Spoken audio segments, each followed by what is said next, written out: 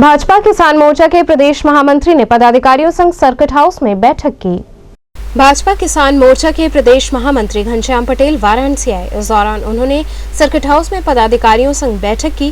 वहीं उन्होंने सपा पर हमला बोलते हुए कहा कि समाजवाद के दर्शन को जातिवाद में व परिवारवाद तक पहुंचाया समाजवादी पार्टी ने। उन्होंने कहा कि 2022 में सेवा ही संगठन के मूल मंत्र तथा केंद्र व उत्तर प्रदेश सरकार की किसान कल्याणकारी नीतियों के साथ जनता के समक्ष जाने हेतु संकल्पबद्ध है। जनसेवा हेतु किसान मोर्चे के सभी कार्यकर्ता मिलकर आगामी चुनाव में जनता की सेवा हेतु भारी समर्थन जुटाएंगे। वहीं कार्यक्रम की अध्यक्षता कर रहे जिले के किसान मोर्चा के अध्यक्ष रामप्रकाश सिंह ने कहा कि लखनऊ की रैली में वाराणसी जनपद के अपने सभी पदाधिकारियों के साथ लगभग 500 किसानों को किसान सम्मान रैली में लेकर शामिल होंगे। इस मौके पर पवन चौबे, उपेंद्र दुबे, जितेंद्र सिंह, दीपक सिंह, आशीष राय आदि पदाधिकारी उपस्थित रहे। पहले तो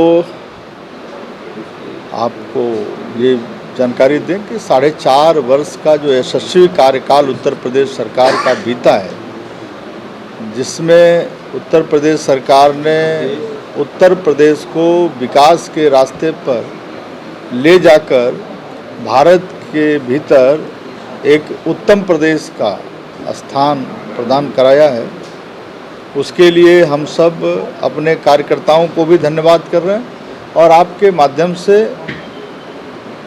पूरे उत्तर प्रदेश वासियों का भी धन्यवाद कर रहे हैं। किसान मोर्चा के जो आगामी कार्यक्रम हैं, किसान मोर्चा अपने सांगठनिक ढांचे को मजबूत करने के लिए और प्रधानमंत्री जी के मार्गदर्शन में उत्तर प्रदेश के मुख्यमंत्री योगी आदित्यनाथ जी के कुशल नेतृत्व में सरकार ने जो किसानों के लिए जन कल्याणकारी कार्यक्रम चलाए हैं, किसान को आत्मनिर्भर बनाने की दिशा में जो काम किया है, किसान का खेत खलिहान मजबूत हो उस दिशा में जो प्रयास किया है, उन सब पर चर्चा करेंगे।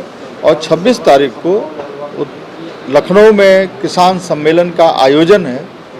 आज इस बैठक के माध्यम से काशी के भी अपने उन सभी सम्मानित किसानों का आह्वान करने आए हैं, उनको आमंत्रण देने आए हैं कि आप उत्तर प्रदेश के किसान सम्मेलन में आइए और आपकी सरकार ने आपके लिए जो काम किए हैं उसके लिए हम सरकार का आभार भी व्यक्त करेंगे, योगी जी के प्रति अपना आभार प्रकट करेंगे।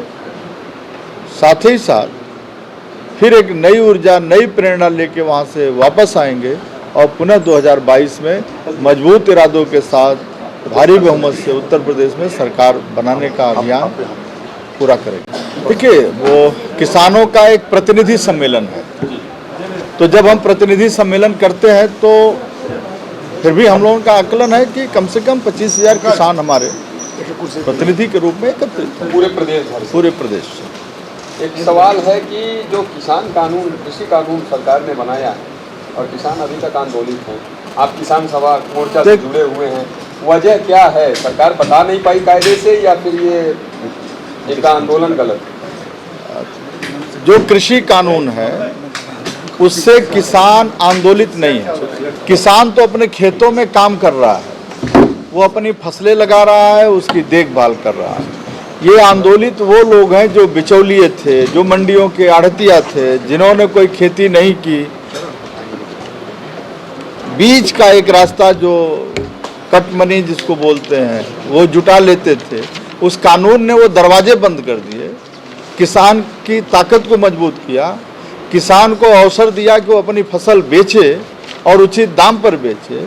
उसे अगर बनारस की मंडी में दाम अच्छा मिल रहा है तो बनारस की मंडी में बेचे, नहीं तो पड़ोस की गाजीपुर की मंडी में बेचे। तो मंडियों का जो नियंत्रण था किसान को उससे मुक्त किया। और आप एक वाक्य में कह सकते हैं कि किसान बंधन मुक्त हुआ है, किसान आत्मनिर्भर हुआ है। कानून जो कृषि के विकास के लिए सरकार ने समय समय पर बनाए हैं वो किसानों के हित में है, किसान को ताकत प्रदान करेगा। मेरा मानना है कि किसान कहीं आंदोलित नहीं है, वो आंदोलित हैं जिनको राजनीति में कहीं स्थान ढूंढना होगा तो ढूंढ रहे हैं। जरा आप सबको मैं आग्रह करूंगा कि 2014 का तुलनात्मक अध्ययन करें।